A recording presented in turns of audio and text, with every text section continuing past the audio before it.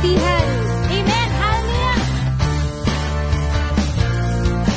May galak, may saya, at tuwa sa piling ng Diyos, sapagkat hirap ng puso ay naglalaho.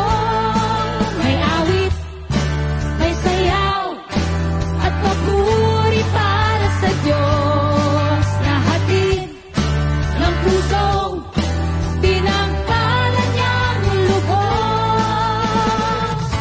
Handog niya ay kapayapaan, handog niya ay kagalakan, handog niya ay kalakasan sa bawat pusong napapagaan. Kaya't ang awit ng papuri, awit ng pasasalamat, at ang awit ng pagsamba ay para lang sa Kanya.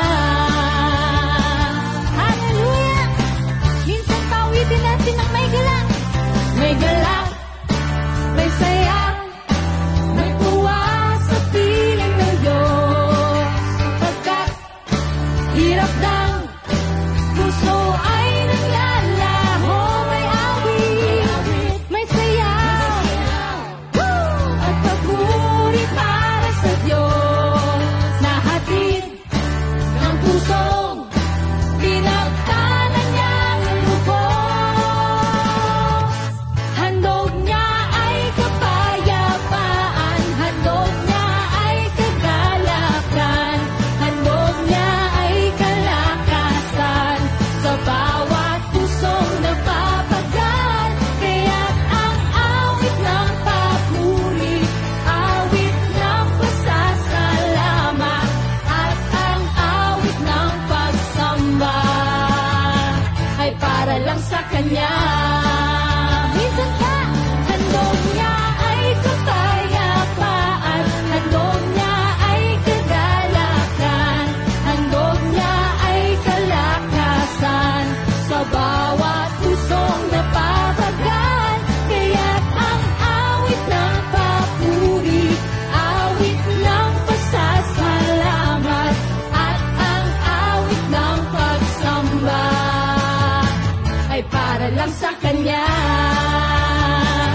Para lang sa Kanya. Ay para lang sa Kanya. Ay para lang sa Kanya. Hallelujah! Salamat, Panginoon!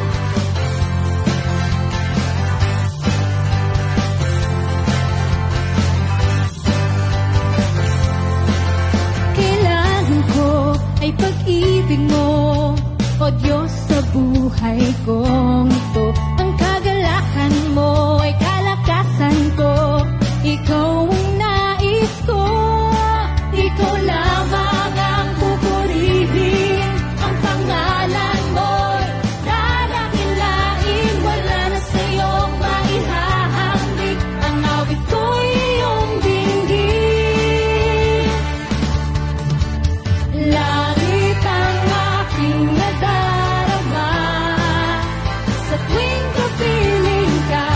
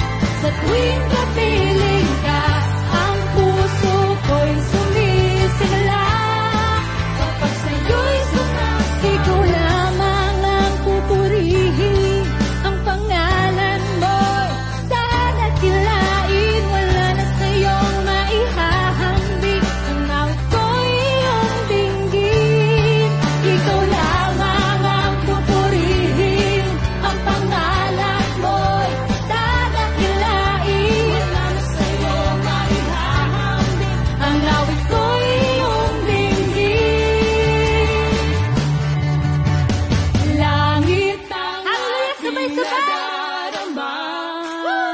Sa tuwing kapiling ka, ang puso ko'y sumisigla. Kapag sa'yo'y sumasa, langit ang aking nadarama. Sa tuwing kapiling ka, ang puso ko'y sumisigla.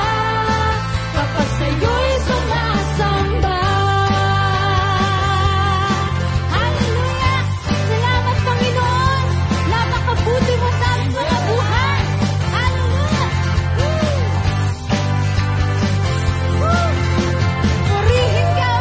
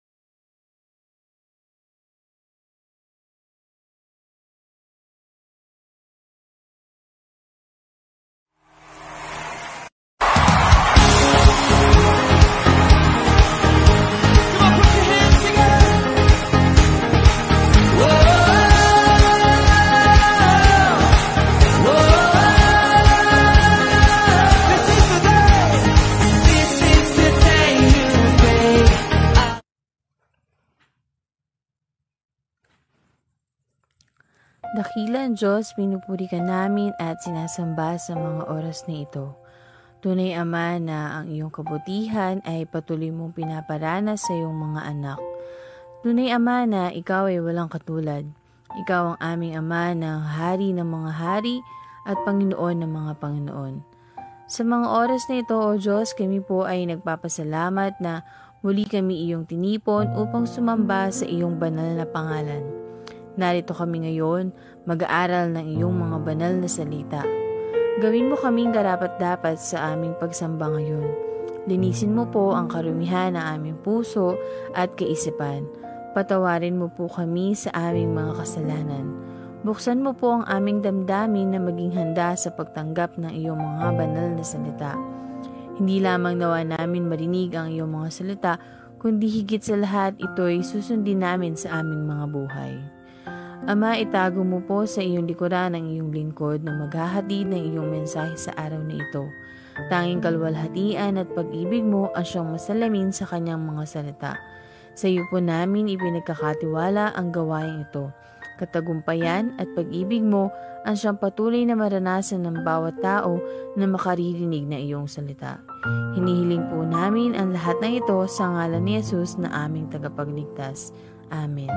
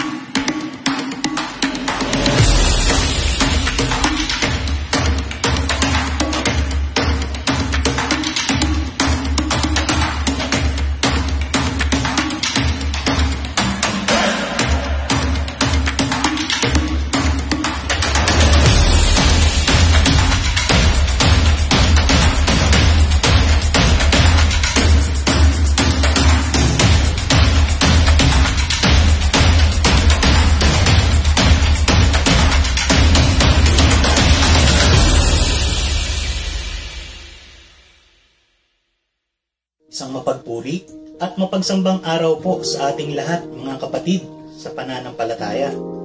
Bago po tayo magsimula at magsama-samang umawit ng mga papuri, pasasalamat, pagbubunyi at pagsamba sa ating Panginoong Hesus, ay hayaan niyo pong ibahagi ko sa inyo ang maikling mensaheng ito. Bagamat tayo po ay nasa ating mga tahanan ngayon o sa lugar kung saan kayo nakakasamba, have peace and relax lang po tayo. Alam ko pong wala sa akin ang desisyon at ang magawang kayo'y manduhan sa mga dapat nyo pong gawin sa mga oras na ito, sapagkat nalalaman ko din po na may iba-iba tayong kinalalagyan. Ngunit ako pa rin po ay naghihikayat sa inyo na atin pong makayanan na ilaan ang oras at sandali na ito para sa ating Panginoong Hesus. Gaya ng ating ginagawa kapag tayo ay nasa simbahan, gaya ng una. Sabi po sa Lucas chapter 10 verse 41, Marta, Marta, nababalisa ka at abalang-abala sa maraming bagay. Ngunit iisa lamang ang talagang kailangan. Mas mabuti ang pinili ni Maria at ito'y hindi aalisin sa kanya. Church, let us always check our hearts na baka we forgot the reason why we worship at kung bakit tayo may ganitong online worship. I-check din natin sa ating mga sarili kung si Jesus pa ba ang nagiging center sa tuwing tayo ay nakikisa sa ganitong gawain at pagsamba. Walang masama na may gawin ka, emergency man o hindi during worship time. Pero sana, ang puso natin ay hindi iyon ang focus every time we worship. Huwag po natin kalimutan yung primary goal natin during worship na it's all about Jesus. That Jesus is the center of it all. Na kahit nasa bahay tayo, na kahit online worship ito, ilaan pa rin natin ang best at lahat-lahat sa ating Panginoong Hesus. Na karapat-dapat sa lahat ng pagsamba at para sa lahat ng bagay na ginawa niya para sa atin. At dahil worship time na, tara na, let go and let God. Just enjoy Jesus and His presence.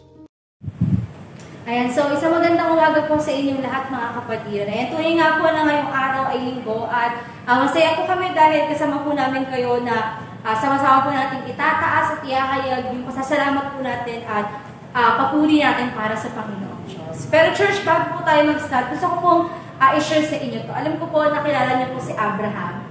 Ayan. Dito po sa Genesis 15, sabi po dito, yung kasunduan ng Diyos kay Abraham. Sa 15, si Abraham ay nagkaroon ng isang pangitain. Sinabi sa kanya ni Yahweh, Abraham, huwag kang matakot. Ako ang iyong kalasag na mag-iingat sa iyo. Bibigyan kita ng napakalaking gantimpala. Sa number 2, pero sabi ni Abraham, Panginoong Yahweh, ano pang kabuluhan ng gantimpala mo sa akin kung wala naman akong anak?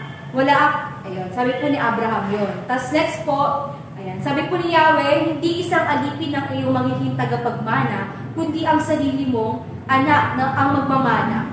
Ayan. Tapos, sa pangitain po ni Abraham, ginala po siya ni Yahweh sa labas. Sabi po doon, sabi po ni Yahweh, tumingin ka sa langit at masdan mo ang mga bituin. Mabibilang mo ba iyan? Ganyan karami ang magiging lahi mo. Si Abraham ay sumampalataya kay Yahweh at dahil dito siya itinuring ni Yahweh bilang isang taong matuwid. Ayan, so tunay nga po na alam po natin si Abraham. Ayan, meron po siyang pangitain na pag-usap po siya kay Yahweh sa ating pong Diyos. Ayan. So, may kita po natin dito na sumampalataya si Abraham kay Yahweh. At tunay nga po na napakahalaga po ng pananampalataya, napakahalaga po ng faith natin lalo po sa ganitong panahon. At dahil po meron pananampalataya si Abraham, sinunod niya po kung ano yung gusto sinunod niya po kung ano yung pinapagawa sa kanya ng Panginoon. So church, ito pong verse na to will remind us na true faith is obedient faith. Tunay nga po na yung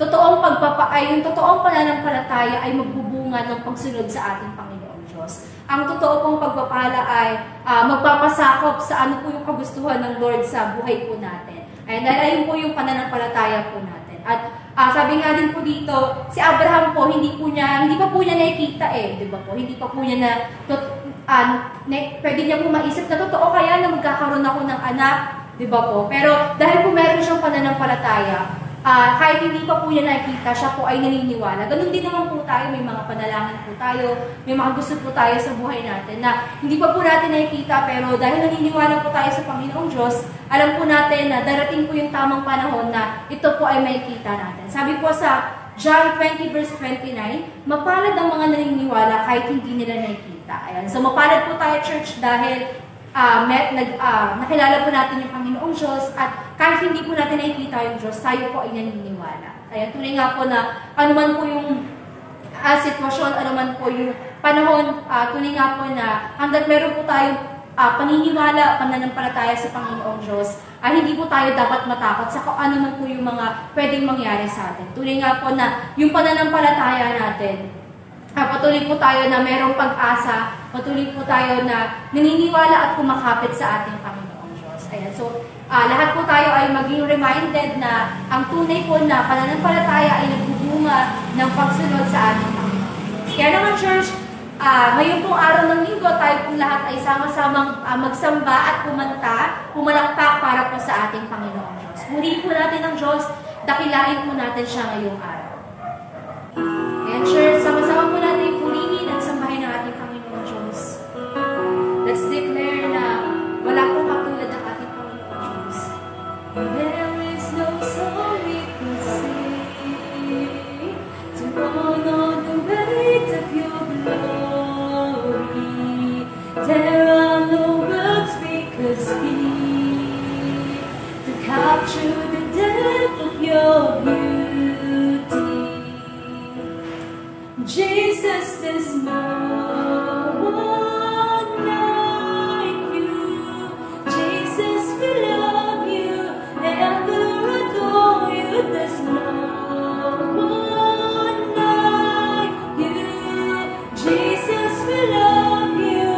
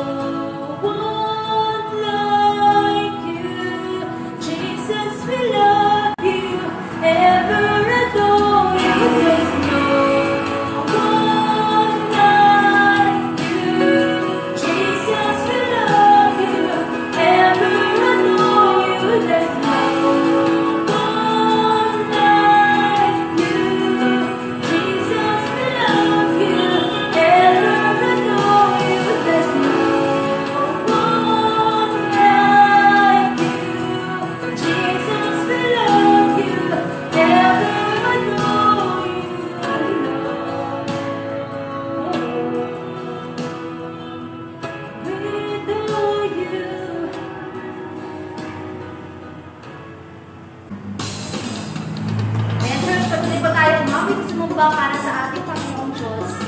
Kaya tuwing nga po na tayo lahat ay merong galak, tayo lahat ay meron pong kasiyahan dahil alam po natin na sa kabila ng mga nangyayari ay meron pong dahilan ng Diyos kung bakit po ito nangyayari. At let's focus our eyes to Jesus. Let's fix our eyes to Jesus sa kabila ng mga pangit na nangyayari dito sa mundo. Tayo po ay pangit na sumampa para sa ating Panginoong Diyos. Let's clap our hands to Jesus. May ganda, may saya, may tuwa sa piling ng Diyos. Sapagkat hirap na puso ay naglalaho. May hawig, may sayaw, may papuri para sa Diyos. Nahatid ng puso, pinapala niyang lubos. Handog niya ay kapayapaan, handog niya ay kagalakan, handog niya ay kalakasan. Sa bawat pusong napapagat, tiyanak mo'y kang mapuri. Awit ng pasasalamat at ang awit ng pagsamba ay para lang sa Kanya. May galak, may saya, may tuwa sa piling ng Diyos. Sapagkat hirap na puso ay naglalaho. May hawig, may sayaw, may papuri para sa Diyos. Nahatid ng puso, pinapala niyang lubos. Handog niya ay kapayapaan, handog niya ay kagalakan, handog niya ay kalakasan. Sa bawat pusong napapagat, tiyanak mo'y kang mapuri. Awit ng pasasalamat at ang awit ng pagsamba ay para lang sa Kanya. Handog niya ay kagalakan, handog niya ay kapayapaan, handog niya ay kagalakan, handog niya ay kalakasan. Sa bawat pusong napapagat, tiyanak mo'y kang mapuri. Awit ng pasasalamat at ang awit ng pagsamba ay para lang sa Kanya. For the last time, handog niya ay kapayapaan, handog niya ay kagalakan, handog niya ay kalakasan. Sa bawat pusong napapagat, tiyanak mo'y kang mapuri. Awit ng pasasalamat at ang awit ng pagsamba ay para lang sa Kanya. Oh, yes, Lord. Hallelujah, Lord. Purihin ka at pasalamatan. Yes, Lord. Salamat po sa mga saya sa binibigay mo, Lord, at sa bawat isa. And church, patuloy mo natin isambahin at pasalamatan ang ating Panginoong Diyos.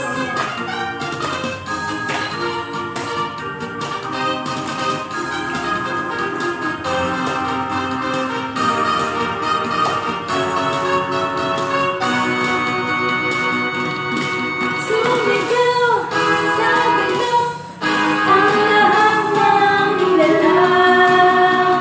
Purihin ang Diyos.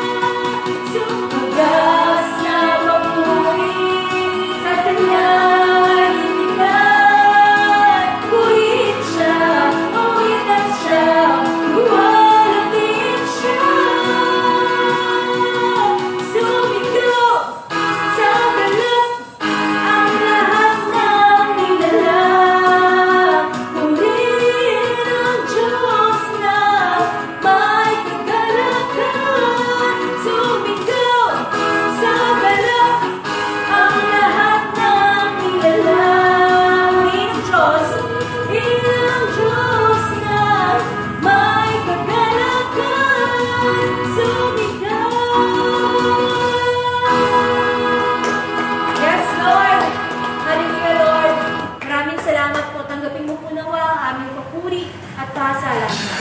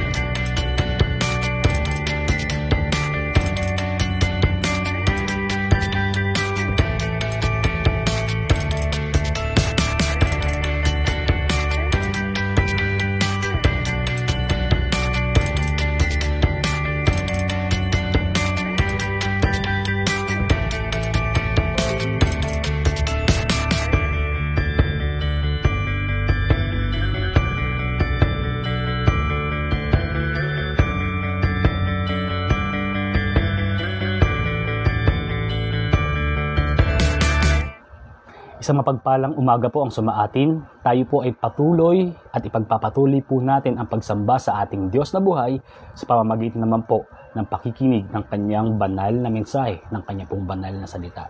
So, ang pamagat po ng mensahe ng ating Panginoon sa umagang ito ay Back to Bethel. So, ito po ay galing or buhat sa aklat ni Genesis o aklat ng Genesis chapter 35 verses 1 to 3. Atin pong basahin ang Genesis chapter 35 verse 1.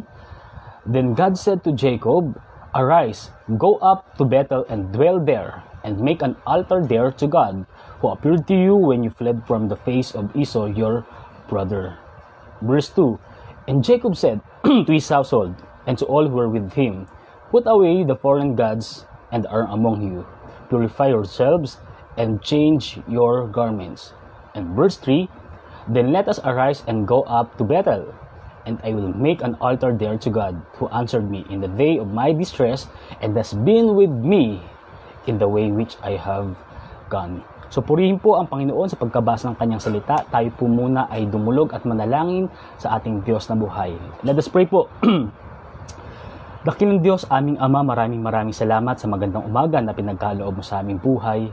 Salamat, Lord God, sa patuloy po naming pagsamba at naranasan namin, O Diyos, ang banal mong pagkilos, ang iyong pong mensahe, Panginoon, sa pamamagitan ng mga awitin, O Lord, na aming inawit, Panginoon.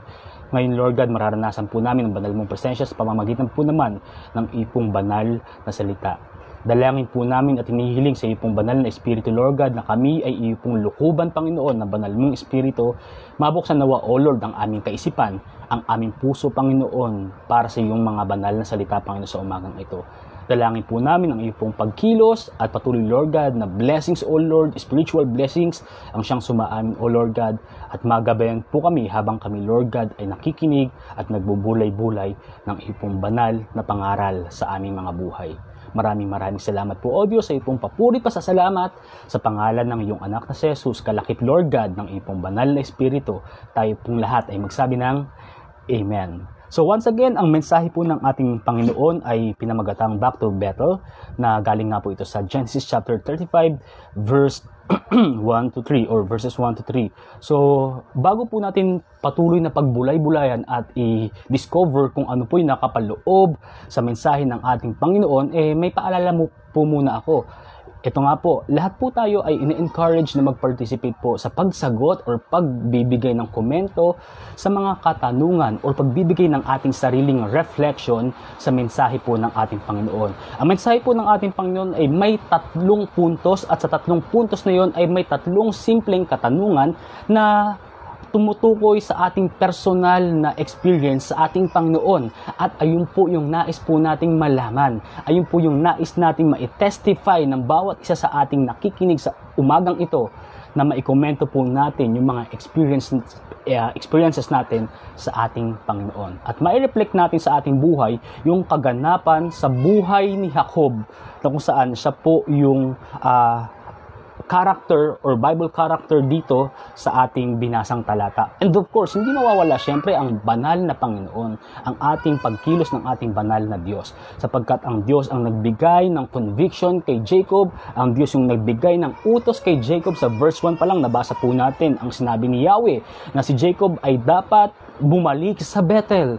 Ang Diyos ang nagturo nun. Ang Diyos ang nagsabi nun kay Jacob. So ngayon po, tunghayan po natin ang unang punto ng mensahe ng ating Diyos. Pero bago pala tayo first point sa message ng ating Panginoon, kilalanin po muna natin kung sino ba yung character po natin ngayon. Who is Jacob? Sino ba si Jacob?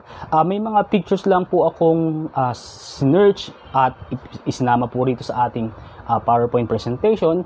So hindi po ito yung literal at yung actual na larawan po nila. Ito po ay nagpapakita lamang or i-illustrate lamang kung sino sila. So pero hindi ito yung pinakatiyak na pagkatao nila o tiyak na katauhan o yung kanilang physical appearance. So narito po, who is Jacob or Jacob's background? Let us discover who is Jacob. Una, he is a son of Isaac. Si Isaac, ito yung patriarch ng Israel. Siya yung isa sa mga ama ng Israel. Si Isaac ay kapatid ni Iso. Kung makikita niyo po sa picture, 2 pong lalaki na nakaupo, na parang nag-uusap. Siya po si Iso at si Jacob. Si Iso, kung makikita po natin, siya yung nasa bandang kaliwa po ng screen po natin. Yung nakasuot ng, alam niyo yung parang kulay brown na iyan, na medyo para siyang magulo yung kanyang buhok, mabalbon siya, at kasi ang trabaho niya ay mangangaso, hunter po siya.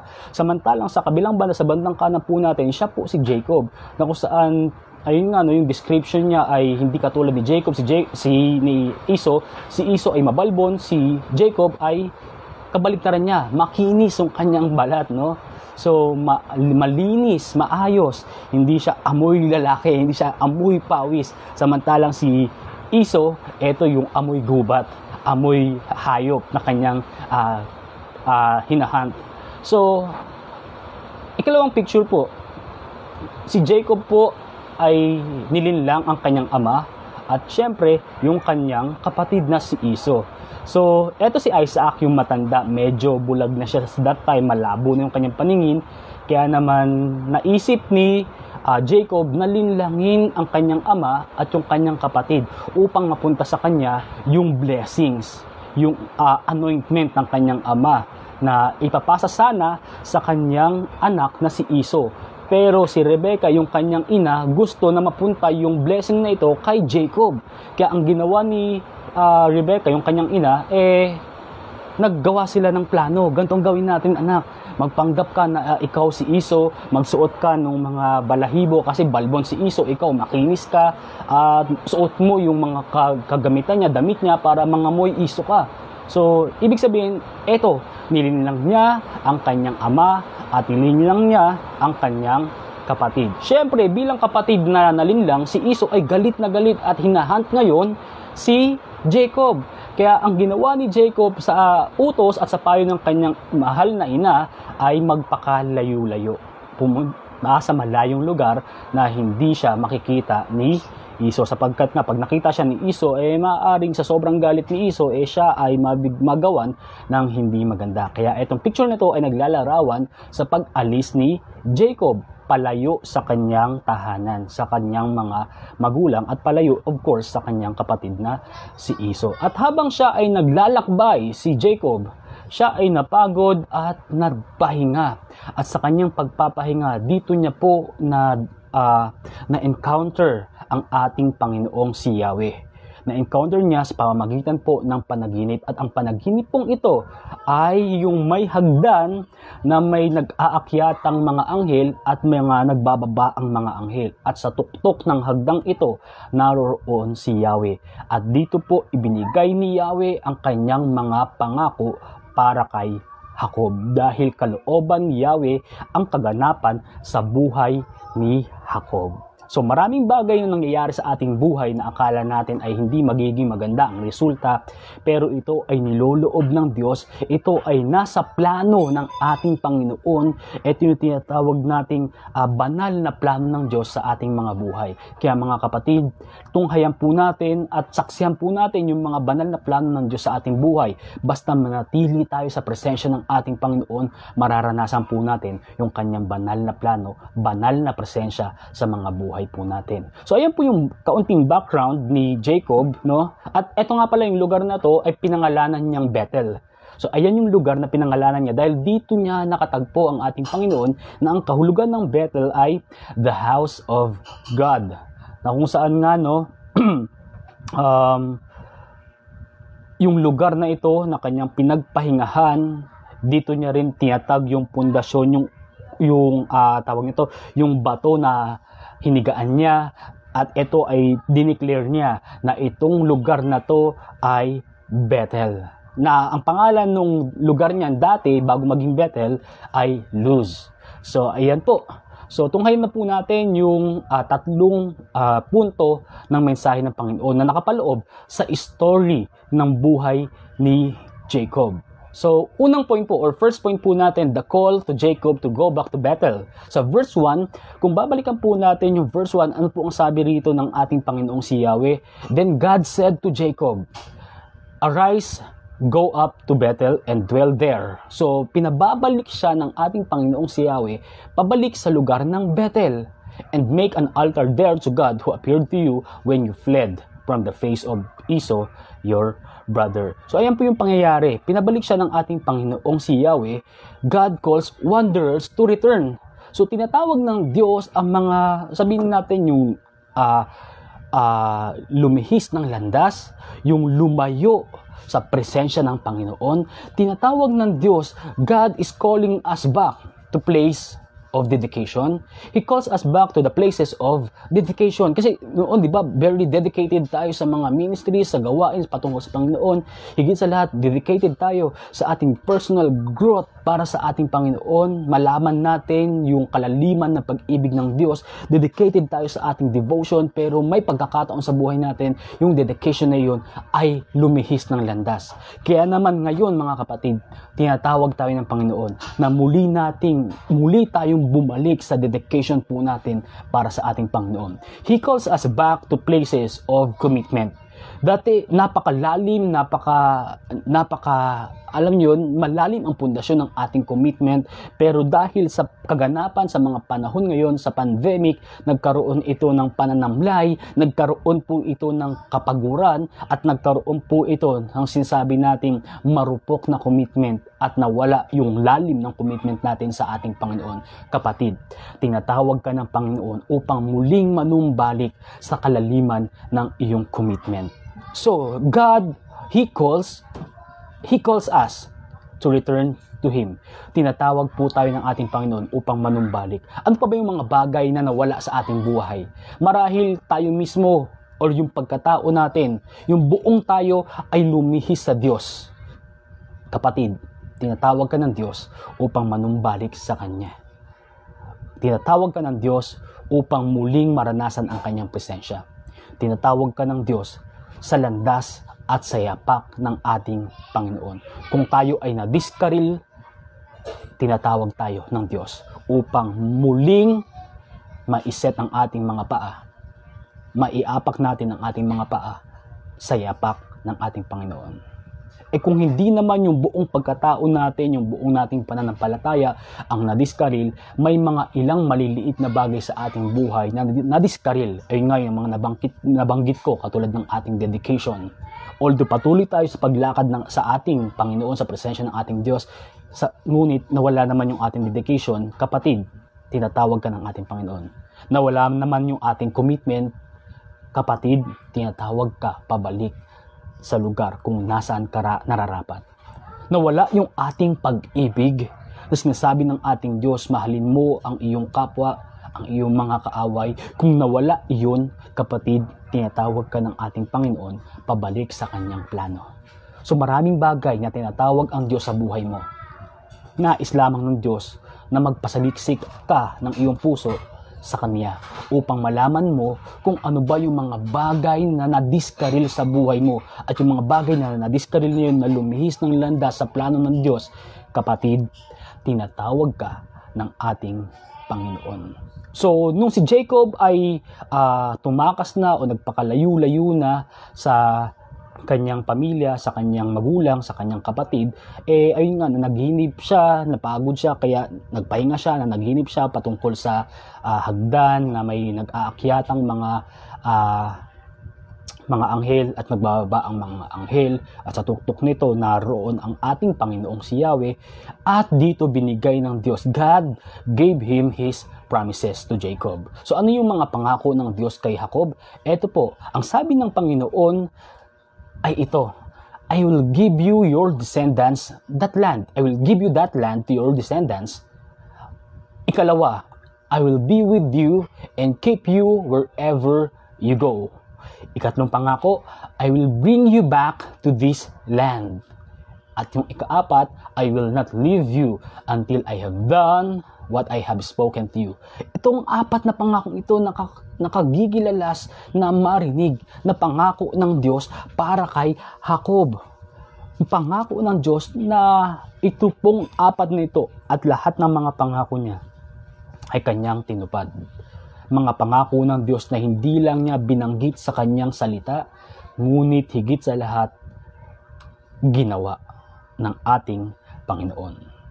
Ibinigay ng Diyos ang lupaing ito na kinalalagyan o pinagpahingahan ni Jacob, ibinigay niya sa kanya at sa kanyang mga kaapu-apuhan. Sinamahan siya ng ating Panginoon saan man siya pumunta, iningatan siya ng Panginoon, hindi siya iniwan ni pinabayaan, at higit sa lahat, ibinalik siya doon sa lupaing iyon na kung saan siya nararapat. So ayan yung pangako ng Diyos, Papaano natin mailalapat sa ating mga buhay ang mga pangakong ito ng ating Panginoon?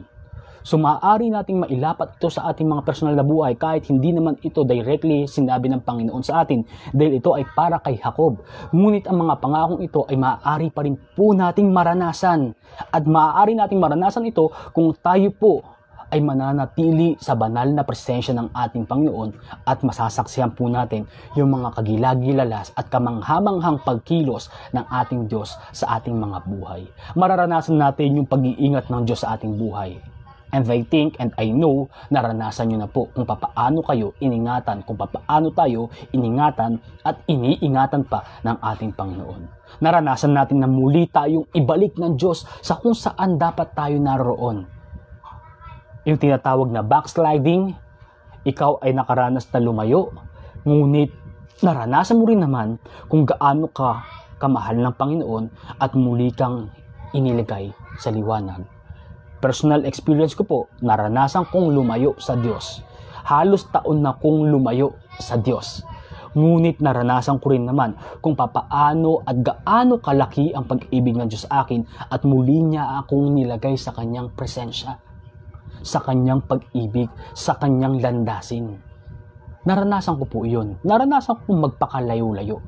Kaya nga lagi kong nababanggit sa ating mga kabataan, nung ako ay high school, hindi lang 4 na taon ang inaral ko sa high school, kundi 5. Bakit? Kasi nagpakalayo-layo ako sa Panginoon. Naranasan ko yung mga pangit na karanasan sa buhay, yung paglayo sa Diyos, napunta ako sa kadiliman, naranasan ko yung mga pangit na kaganapan sa buhay. Ngunit, mas higit sa lahat, naranasan ko yung pag-ibig ng Diyos. At makita ko yung liwanag sa gitna ng kadiliman. Nakita ko yung pag-ibig ng Diyos sa gitna ng kaguluhan. At higit sa lahat, naranasan ko yung kanyang muling pagyakap sa akin. At narito ako ngayon, nagpapatuloy sa landasin ng pagiging isang anak ng Diyos. Perfecto na ba ako? Hindi. Hindi na ba ako nagkakasala? Nagkakasala.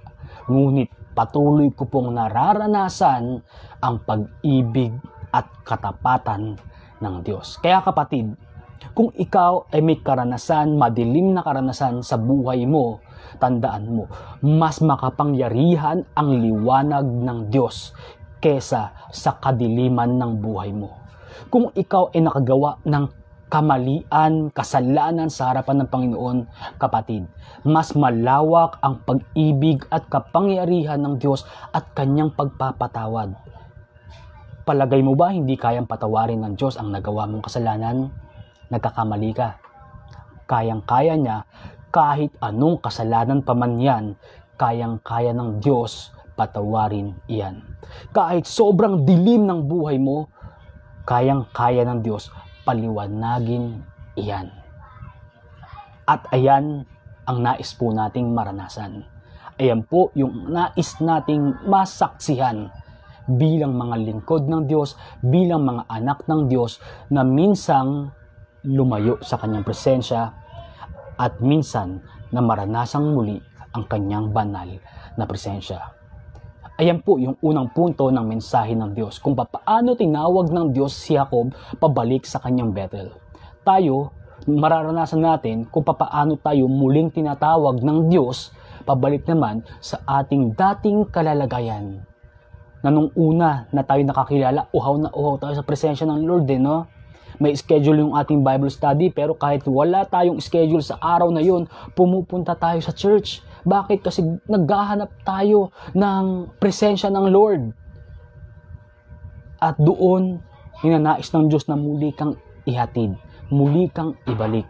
At inuutusan ka ng Diyos, katulad ng pagsabi niya o pag-utos niya kay Jacob, na Jacob, bumalik ka sa Bethel. Ikaw kapatid, tayo kapatid, pinababalik ng Diyos sa kanya-kanya nating mga Bethel. Unang tanong, or unang reflection, pwede niyo po itong kopyahin at duktungan lamang. God is calling me back in the places of blank. Saan ka ba pinababalik ng Diyos?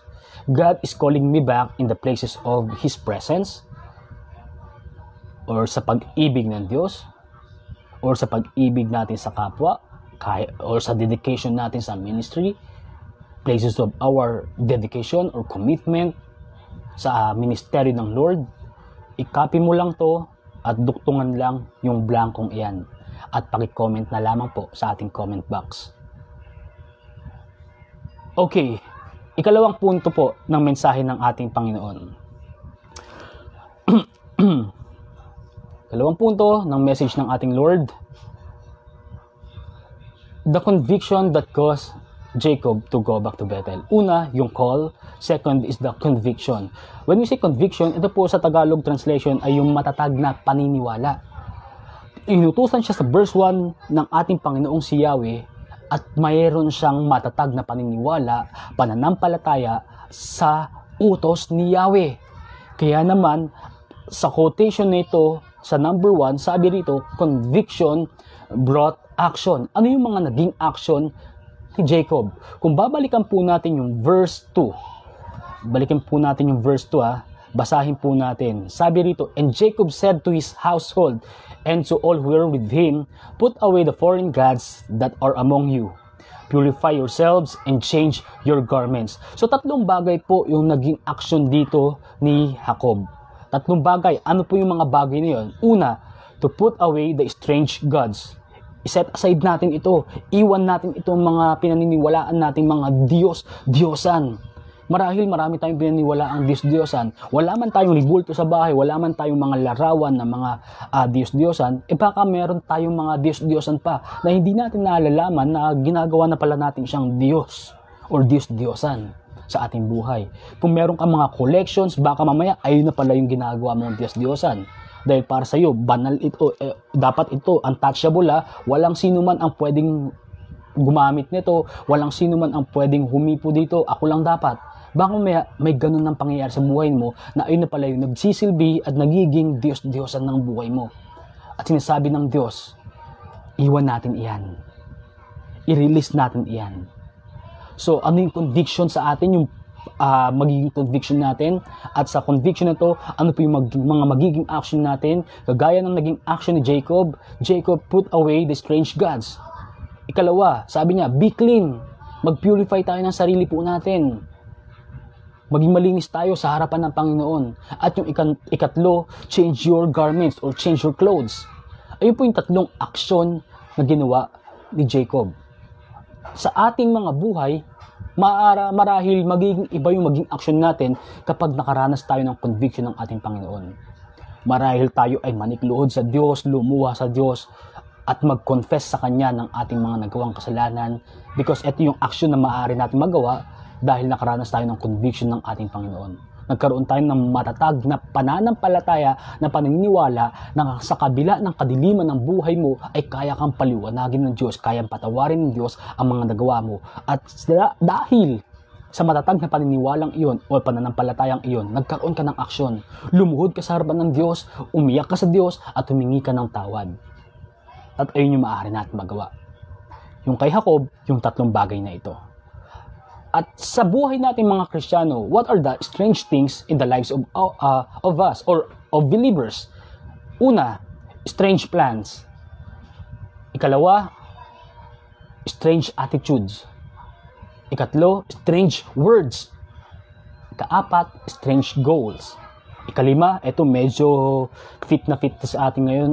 Ano to? Updated to, kumbaga, ito yung bang salita yun, talagang napapanahon. Strange beliefs towards vaccine. Unahin po natin yung sa strange plans. Baka may mga plano tayo sa ating pansariling mga buhay, mga pansariling plano, na iba pala yung plano ng Diyos para sa buhay mo.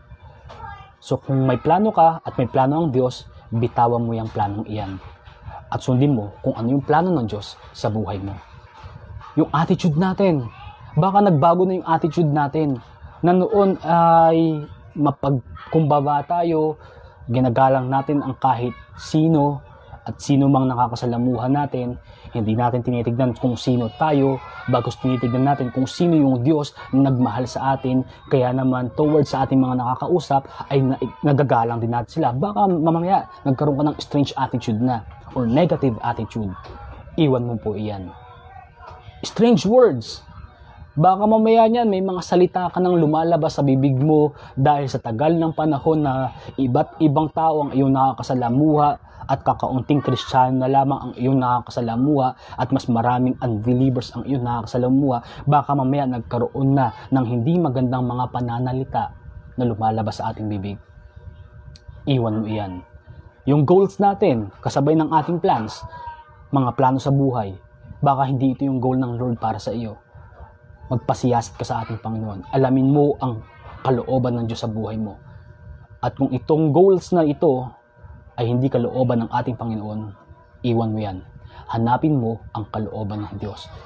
At itong ikalima, yung maling paniniwala patungkol sa vaccine. Marami po akong naririnig.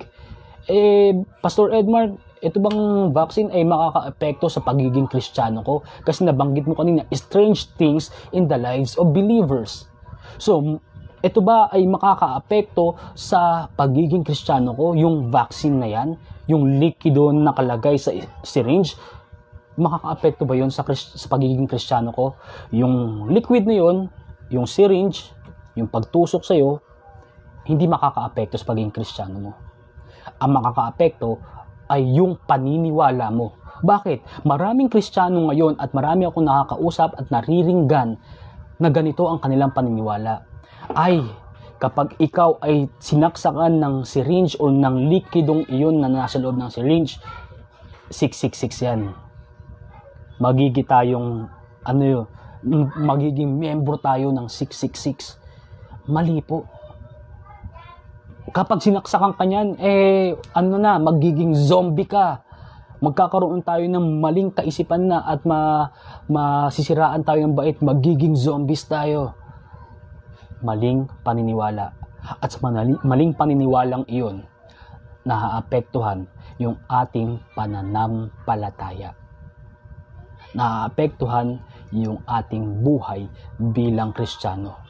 Walang problema kung hindi man tayo magpa-vaccine, pero wala tayong maling pananaw o maling biblical ideas or sabihin natin beliefs na inilalapat sa vaccine.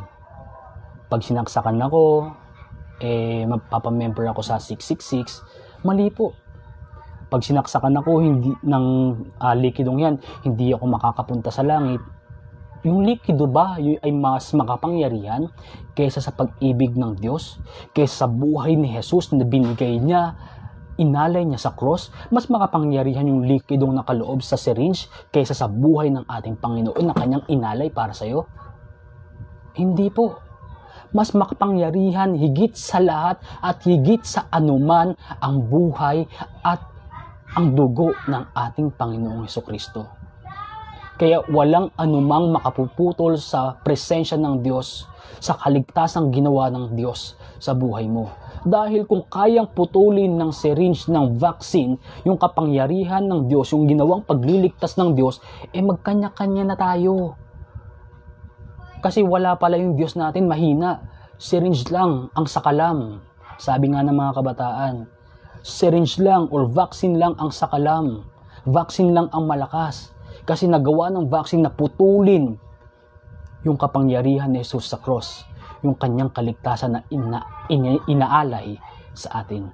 Pero hindi, mga kapatid, walang anuman, walang sinuman ang makatatapat at makahihigit sa kapangyarihan, sa pag-ibig at sa kaligtasang binigay ni Jesus ng ating Diyos sa ating mga buhay. Kaya ito, yung panglima, ay maaaring makaapekto sa ating pananampalataya bilang Kristiyano. At sikapin din po natin na wag nating mai-spread out sa iba nating mga kapatiran yung mga maling paniniwalang yan. No? Na nag-uusap tayo, na nagkakakwentuhan, tapos ba mapupunta sa syringe tayo or sa vaccine yung usapan natin at makakabanggit tayo ng mga negatibong bagay, tapos mapapa-oo natin sila, nagkaroon ng impact sa kanila yung kwento natin, nadamay na sila sa maling kaisipan. Huwag po nating ikalat yung mga maling kaisipan patungkol sa syringe. Kung ayaw man natin magpa-vaccine, ginagalang po natin yan, pero huwag tayong makahawa nawa sa iba nating mga kapatiran o sa iba nating kapwa patungkol sa vaccine. Dahil may mga balita naman talaga na hindi maganda, pero sa hindi magandang yun, mas marami pa rin yung mga magagandang balita na maririnig po natin. Hanapin lang natin yung maganda. Parang sa buhay natin yan bilang Kristiyano, maraming mga pagsubok ang, alam nyo yun, ang nararanasan natin. Maraming problema ang nararanasan natin. Pero kung problema ng buhay mo ang hahanapin mo, for sure, ang dami mong makikita. Pero alisin mo yung mga problemang yan. Hanapin mo yung solusyon ng Diyos sa buhay mo. At naroroon, mas malawak pala ang solusyon ng Lord kaysa aking katiting na problema. Yung piso na problema ko, itinapat ko sa mata ko, kaya ang nakita ko piso. Yung araw na napakalaki, hindi ko na makita kasi tinapat ko sa mata ko eh. Yung piso na katiting eh. Pero, kasi, ayun eh, ang hinanap ko yung problema. Kaya ang nakita ko, puro problema. Alisin mo yung problema, makikita mo ang lawak-lawak pala ng magandang plano ng Diyos sa buhay mo.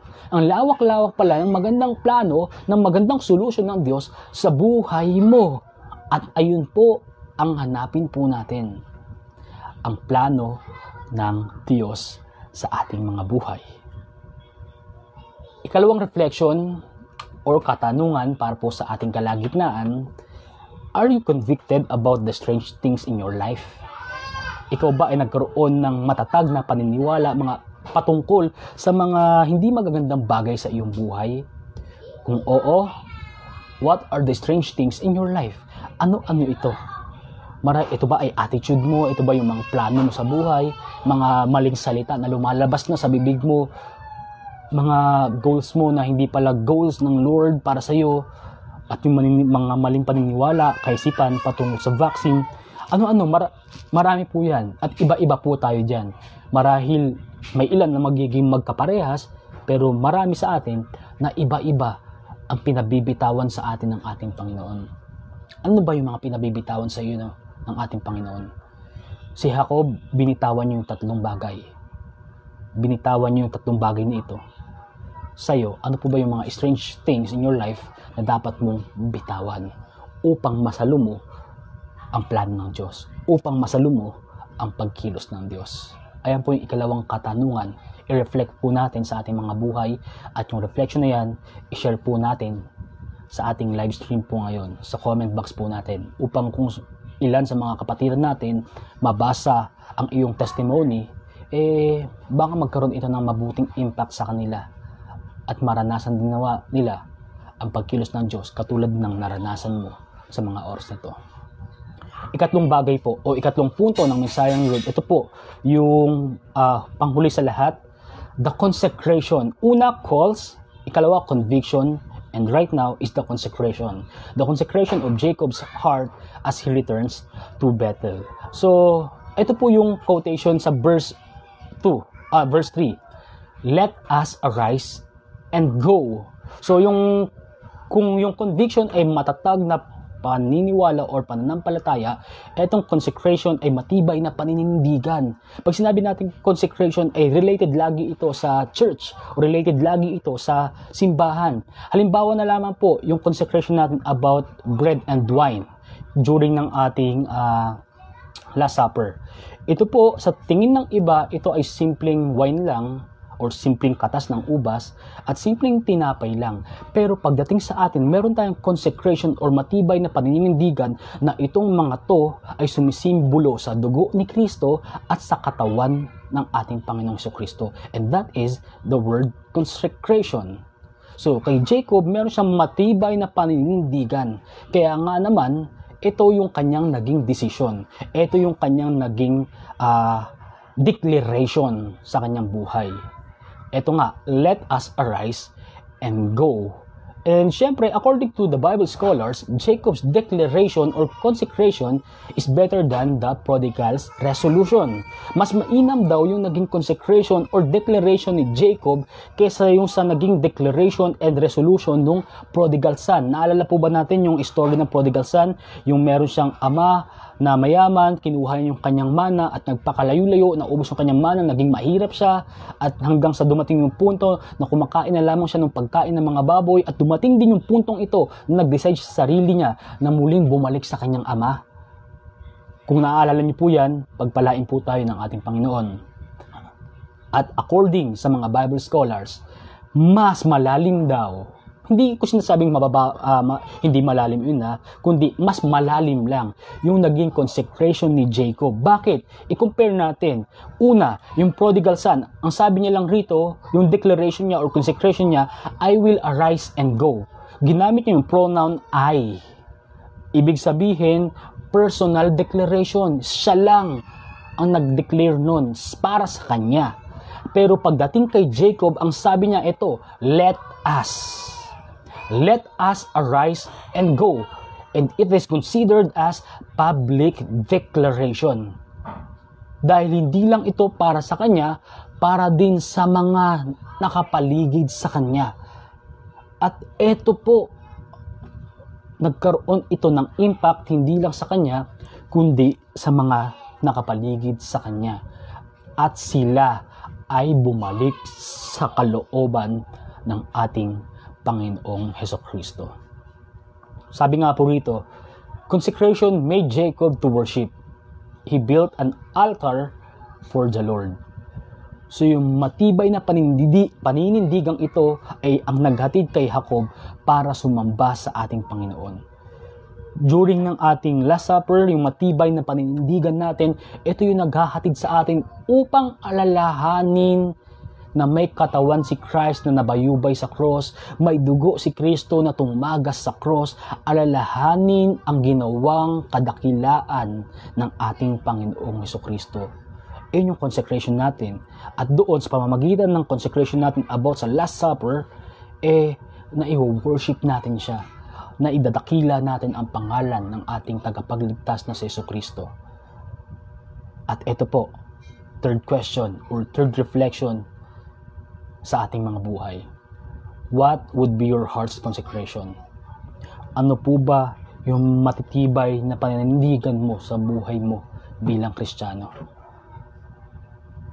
Ano po ba yung matibay na paniniwala, pananampalataya, paninindigan mo sa buhay mo? Sa akin, mahal ako ng Diyos, maging anuman ang nagawa kong pagkakamali sa kanyang harapan. Mahal ako ng Diyos. So, ayun po, isang deklarasyon sa aking buhay. Ikalawang deklarasyon, ito yung madalas kong sinasabi, hindi mauubusan ng pagpapala ang Diyos sa buhay ko, sa buhay mo. Never mauubos ang pagpapala ng Diyos. Basta yung pananaw natin sa pagpapala, hindi laging salapi, hindi laging pera. Ang daming uri ng blessings ng God sa ating buhay. Huwag tayong makulong na pag sinabi ng pastor, pagpapala ay pera agad. Pagpalain ka ng Diyos, pera agad yan. Hindi po. Hindi mauubusan ng pagpapala ang Diyos sa iyong buhay, sa aking buhay. And that is my declaration, my consecration. Kayo po, ano po ang inyong declaration sa inyong pong buhay na naranasan nyo na at nais pang maranasan sa inyo pong mga buhay? So, bilang panapos po na mga salita, narito po, una, the impact of Jacob's return to Bethel. May malaki po itong impact. Katulad ng banggit ko kanina, hindi lang ito nagkaroon ng impact sa kanyang personal na buhay, hindi katulad sa prodigal son. Ito ay nagkaroon ng malaking impact sa mga kasama niya sa buhay.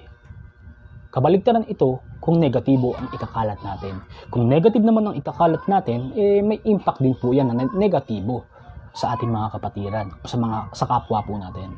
Pero kung pagkilos ng Diyos ang pag-uusapan, may positibong impact ito sa buhay ng mga taong makaririnig. Kaya naman yung mga sinishare niyo po sa ating comment box, may mga positibong impact yan sa mga taong makababasa ng inyo pong patotoo o ng inyo pong reflection na pinapasa o sinesend o ikono-comment sa ating kalagitnaan.